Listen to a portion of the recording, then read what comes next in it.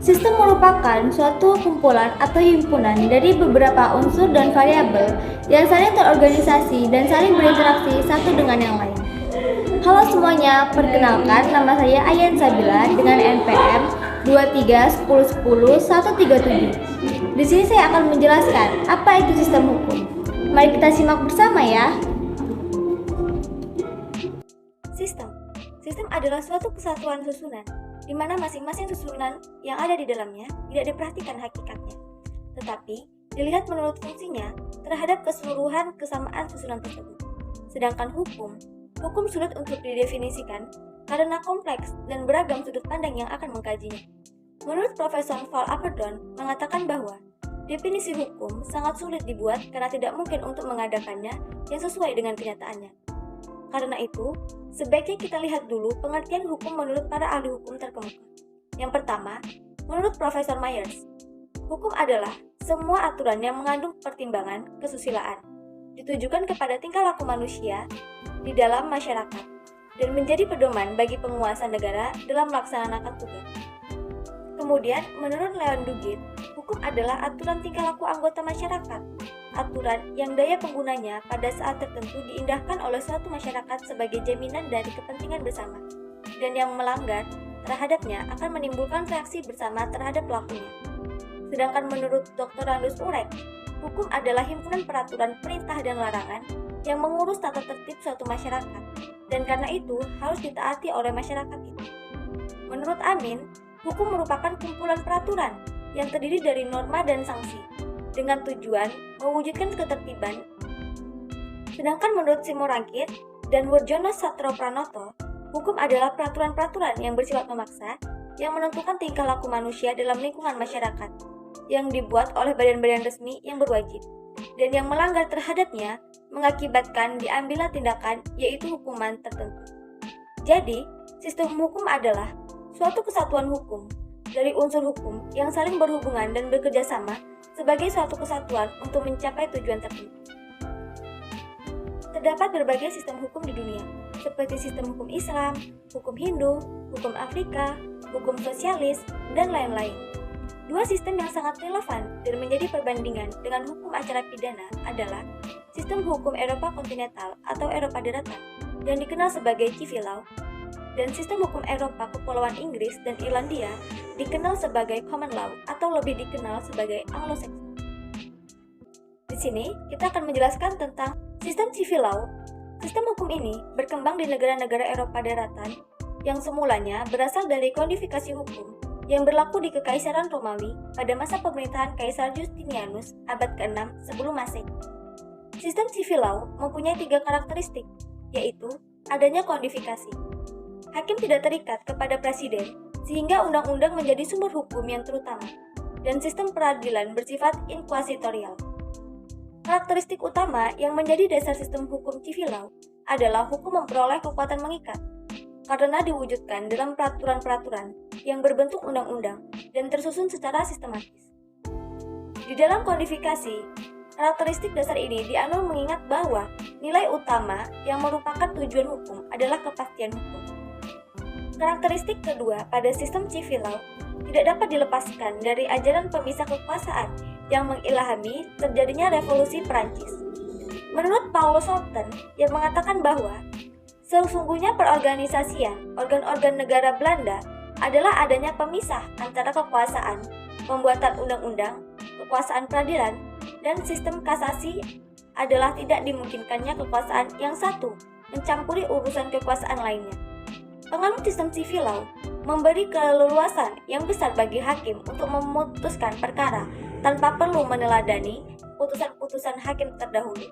Yang menjadi pegangan hakim adalah aturan yang dibuat oleh parlemen, yaitu undang-undang. Karakteristik ketiga pada sistem hukum civil law adalah apa yang oleh Lawrence Fartman disebut sebagai digunakannya sistem inkuasitorial dalam peradilan. Di dalam sistem itu, hakim mempunyai peranan yang besar dalam mengarahkan dan memutuskan perkara. Hakim aktif dalam menentukan fakta dan cermat dalam menilai alat bukti. Menurut pengamatan Friedman, hakim di dalam sistem hukum civil law berusaha untuk mendapatkan gambaran lengkap dari peristiwa yang dihadapinya sejak awal. Sistem ini mengandalkan profesionalisme dan kejujuran hakim. Bentuk-bentuk sumber hukum dalam arti formal dalam sistem hukum civil law berupa peraturan perundang-undangan, kebiasaan-kebiasaan, dan jurisprudensi dalam rangka menemukan keadilan para yuris dan lembaga-lembaga yudisial maupun kuasi-yudisial merujuk kepada sumber-sumber tersebut. Jadi sumber-sumber itu yang menjadi rujukan pertama dalam tradisi sistem hukum civil law adalah peraturan perundang-undangan. Negara-negara penganut civil law menempatkan konstitusi pada urutan tertinggi dalam hierarki peraturan perundang-undangan. Semua negara penganut civil law mempunyai konstitusi tertulis. Selanjutnya adalah Anglo-Saxon. Sistem hukum Anglo-Saxon adalah Anglo-Amerika atau yang biasa disebut sebagai common law, merupakan sistem hukum yang berasal dari Inggris yang kemudian menyebar ke Amerika Serikat dan negara-negara bekas jajahannya. Kata Anglo-Saxon berasal dari nama bangsa yaitu bangsa Anglo-Saxon yang pernah menyerang sekaligus menjajah Inggris yang kemudian ditaklukkan oleh Hertog Namodia William. William mempertahankan hukum kebiasaan masyarakat pribumi dengan memasukkannya juga unsur-unsur hukum yang berasal dari sistem hukum Eropa kontinental. Hukum Anglo-Saxon merupakan suatu sistem hukum yang didasarkan pada jurisprudensi, yaitu keputusan-keputusan hakim terdahulu yang kemudian menjadi dasar putusan hakim-hakim selanjutnya. Sistem hukum Anglo-Saxon cenderung lebih mengutamakan hukum kebiasaan. Hukum yang berjalan dinamis, sejalan dengan dinamika masyarakat. Pembentukan hukum melalui lembaga peradilan dengan sistem jurisprudensi dianggap lebih baik agar hukum selalu sejalan dengan rasa keadilan dan kemanfaatan yang dirasakan oleh masyarakat secara nyata. Sistem hukum ini diterapkan di Irlandia, Inggris, Australia, Selandia Baru, Afrika Selatan, Kanada, kecuali provinsi Quebec, dan Amerika Serikat. Walaupun negara bagian Louisiana mempergunakan sistem hukum ini bersama dengan sistem hukum Eropa kontinental Napoleon. Putusan hakim atau pengadilan merupakan sumber hukum dalam sistem hukum Anglo-Saxon. Dalam sistem hukum ini, peraturan yang diberikan kepada seorang hakim sangat luas. Hakim berfungsi tidak hanya sebagai pihak yang bertugas menetapkan dan menafsirkan peraturan-peraturan hukum saja. Hakim juga berperan besar dalam membentuk saluran tata kehidupan masyarakat.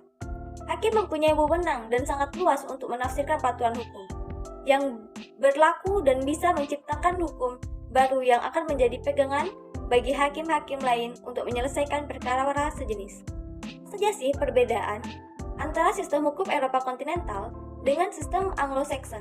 Di sini saya mengambil beberapa dari perbedaan tersebut.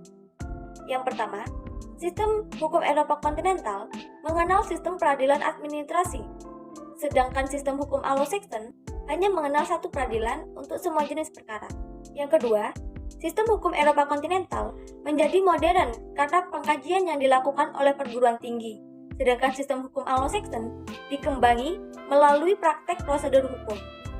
Yang ketiga, pada sistem hukum Eropa kontinental, pandangan hakim tentang hukum adalah lebih tidak teknis, Yang ketiga, pada sistem hukum Eropa kontinental, pandangan hakim tentang hukum adalah lebih tidak teknis, tidak terisolasi dengan kasus tertentu. Sedangkan pada sistem hukum Anglo-Saxon, pandangan hakim lebih teknis dan tertuju pada kasus tertentu.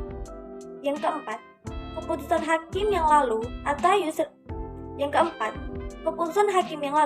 atau jurisprudensi pada sistem hukum Eropa kontinental tidak dianggap sebagai kaidah atau sumber hukum.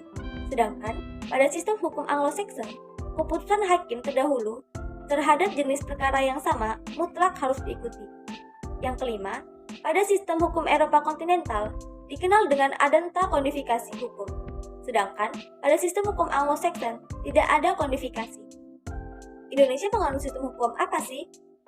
Belanda telah menjajah Indonesia lebih dari 3 abad dan hal ini mempengaruhi sistem hukum Indonesia hingga saat ini. Pada zaman kolonial tersebut, Belanda pun dipengaruhi oleh hukum Prancis yang dalam klasifikasi Rana David sebagai Romano-Germanic Legal Family. Sistem hukum ini identik dengan beberapa negara Eropa kontinental, sehingga sering disebut sebagai sistem hukum Eropa kontinental atau civil law. Hingga saat ini, Indonesia masih terikat undang-undang kolonial Belanda Pasal 1 Peralihan Undang-Undang Dasar Republik Indonesia tahun 1945 menyatakan bahwa segala peraturan perundang-undangan masih berlaku selama tidak bertentangan dengan Undang-Undang Dasar tersebut. Sumber hukum yang diwarisi Belanda tetap berlaku selama undang-undang baru belum ditetapkan. 16 sumber hukum adalah civil law, antara lain biasanya meliputi undang-undang, jurisprudensi, dan kebiasaan yang tidak bertentangan dengan hukum. Indonesia sendiri mengadopsi sistem hierarki perundang-undangan dan Undang-Undang Dasar Republik Indonesia tahun 1945, dijadikan sebagai yang tertinggi dalam hierarki perundang-undangan di Indonesia. Jadi sudah jelas bahwa Indonesia masih menganut sistem hukum civil law. Sekian presentasi dari saya, lebih dan kurangnya saya mohon maaf. Terima kasih sudah menonton.